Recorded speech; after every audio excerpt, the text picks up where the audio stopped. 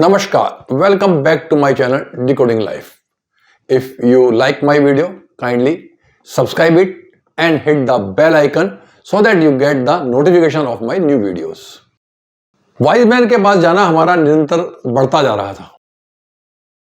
एक दिन हम वाइज मैन के पास बैठे थे तो बात चल रही थी कुछ प्राप्त करने की, हासिल करने की, किसने क्या प्राप्त किया, किसने किस मुकाम तक पहुंचा।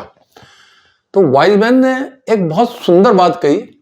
उन्होंने कहा कि जब आप किसी मुकाम को, किसी मंजिल को, किसी टारगेट को, किसी उद्देश्य को प्राप्त कर लेते हैं तो आप यह मत सोचिए कि यह आपकी स्वयं की सफलता है, इसमें किसी और का भी हाथ हो सकता है। जनरली हम क्या करते हैं कि सफल होने पे सारा श्रेय खुद को दे देते हैं और सफलता से झूम उठते हैं, सफलता का जश्न मनाते हैं। सफलता का जश्न मनाना भी आवश्यक है, लेकिन उस सफलता में किस किस ने आपकी सहायता की है यह मालूम करना भी आवश्यक है।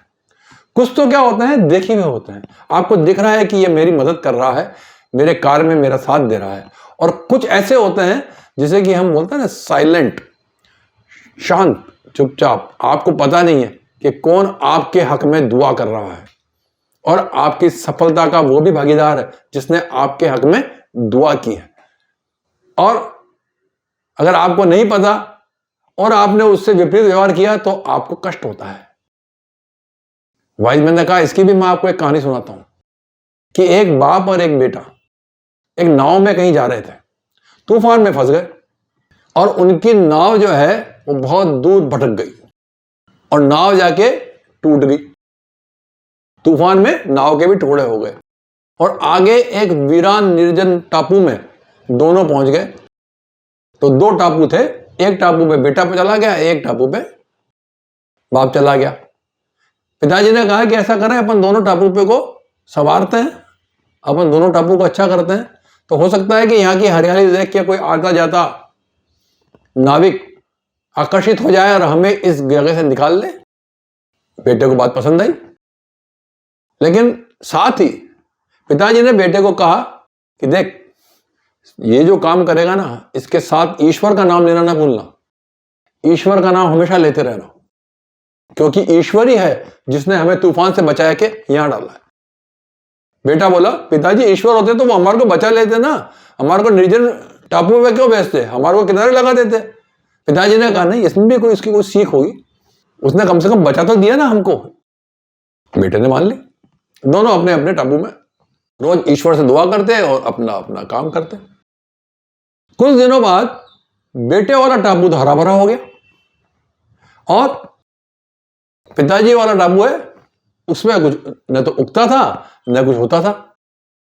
थोड़ा बहुत उसके खुद के लायक कुछ सामान वो उगा लेता, कुछ पेड़ पौधे कुछ थे उनसे उसका भक्षण कर लेता, पेट भर लेता। और जिस टापू पे बेटा रहता था वह तो पूछी गजब का खूबसूरत हो गया, एकदम हरियाली से लगभग हो गया। बेटा जिस काम में हाथ डालता उसमें सफलता पाता, जिस काम में हाथ डालता उसमें सफलता पाता। अब बेटे को दंभ हो गया कि देखो मैंने कितना अच्छा काम किया, मेरे पिताजी कुछ करते ही नहीं है, मैंने देखो कितना कर दिया। फिर क्या हुआ, एक दिन ईश्वर से उसने प्रार्थना करी कि सारे काम मेरे सदरे हैं, तो मैं परिवार से बहुत दूर हूं, हे ईश्वर एक नाव की व्यवस्था कर दें, किसी नाविक को यहां भेज दें तो मेरे को अपने परिवार से मिलना हो जाए, हम मेनलैंड पे चले जाएं। अगले दिन संयोग की बात है कि एक नाविक वहां से गुजर रहा था, उसने देखा ये बहुत हरा भरा टापू है, लगता है यहाँ पे कोई रहता है, और उस नाविक ने अपनी नाव उधर मोड़ दी और उस टापू पे पहुंच गया। बेटा देख के उसे बहुत खुश हुआ, अरे वाह वाह, नाविक मिल गया, एक नाव आ गई, नहीं इसमें तो मैं जा सकता हूं। और नाव आई, नाविक आया, उसने कहा अरे और कौन कौन कितने लोग रहते हैं इस टापू पे। उसने कहा मैं तो अकेला रहता हूं। कि अकेले? ऐसा मेरे को दूर से लगा ऐसा कि इतना हरा भरा टापू है, शायद यहाँ पे कोई बस्ती होगी। वो कहा नहीं नहीं, यहाँ पे दो टापू, वो जो आप निर्जन देख रहे हैं ना, उसमें मेरे पिताजी रहते हैं, इसमें मैंने रहता है, ये देखो मैंने अपनी मेहनत से इतना बड़ा इसको हरा भरा बनाया कि आपकी नजर से पड़ी। और तो नाविक ने कहा वाकई में बहुत हुआ है। तो उन्होंने कहा चलो बैठो कि चलो अपने पिताजी को बुला लो। वो कहा नहीं, पिताजी को तो रहने दो वहीं पे। देखो पिताजी ने मेरे को कहा था कि ईश्वर से दुआ करना, और वो खुद दुआ करना भूल गए। मैं रोज ईश्वर से दुआ करता था और मेरी सारी कामनाएं पूरी होती थी, और देखो आज कितना बड़ा बड़ा टापू हो गया। कल मैंने ईश्वर से दुआ करी थी, प्रार्थना करी थी कि मेरे को एक नाव मिल जाए, कोई नाविक यहाँ आ जाए तो मेरे को इस मुक्ति मिल जाए इस निर्जन टापू से, और आप यहाँ आ गए। और पिताजी ने भी अगर सच्चे मन से प्रार्थना की होती ना, तो आज पिताजी भी एक अच्छे टापू में रह रहे होते और नाव की व्यवस्था उनके लिए हो जाती। तो पिताजी को तो रहने दो, उनका मन जो है वो सच्चा नहीं है।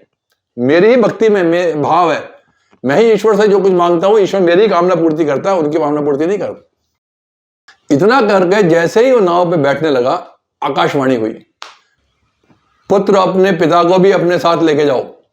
तो उसने जवाब दिया कि ईश्वर अगर आप बोल रहे हैं तो आपको सच्चे मन से मैं याद करता था, उन्होंने तो कुछ किया ही नहीं है।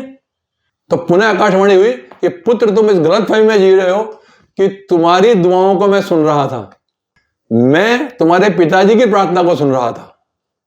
उन्होंने कहा मेरे पिताजी की प्रार्थना को सुन रहे थे तो आपने उनकी पूर्ति क्यों नहीं करी, आपने तो मेरी कामनाओं की पूर्ति करी। तो ईश्वर ने कहा कि तुम्हारे पिताजी ने पूरे समय सिर्फ एक प्रार्थना की, और वो प्रार्थना थी कि मेरे पुत्र की प्रार्थना पूरी हो, जो मेरा पुत्र जो प्रार्थना कर रहा है कृपया उसको पूर्ण करें। तुम्हारे पिताजी ने यह प्रार्थना की, इसलिए आज तुम्हारी प्रार्थना स्वीकार की है, अन्यथा तुम्हारी प्रार्थना में इतना दम नहीं है जितना दम तुम्हारे पिताजी की प्रार्थना में। यह सुन के वह भौचक्का रह गया और उसने पिताजी को बुला के नाव में साथ बिठा के दोनों मुख्य भूमि की ओर चल दिए। वाइज मैन बोले कि यह तो उस समय आकाशवाणी हो गई और ईश्वर ने उसे जता दिया कि तुम्हारी दुआओं में दम नहीं है, तुम्हारे पिताजी की दुआओं में दम है, और तुम्हें जो सफलता मिल रही है तुम्हारे पिताजी की प्रार्थना से मिल रही है। लेकिन माय डियर फ्रेंड, हमारी लाइफ में ऐसे बताने वाले कोई नहीं है, हमें आकाशवाणी नहीं होने वाली है। We have to find out that who is praying for us, मेरे हक में कौन दुआ कर रहा है, मेरे लिए कौन प्रार्थना कर रहा है कि आज मुझे इतना बढ़िया जीवन मिला है और मैं सफलताओं की सीढ़ियों पे चढ़ता चला जा रहा हूं। So my dear friend, trying to identify these silent people जो चुपचाप रह के आपके हक में दुआ कर रहे हैं, आपके लिए ईश्वर से प्रार्थना कर रहे हैं, क्योंकि उन्हीं से आपका जीवन सफल हो रहा है। एक बार पुनः मेरी वीडियो देखने के लिए धन्यवाद। नमस्कार।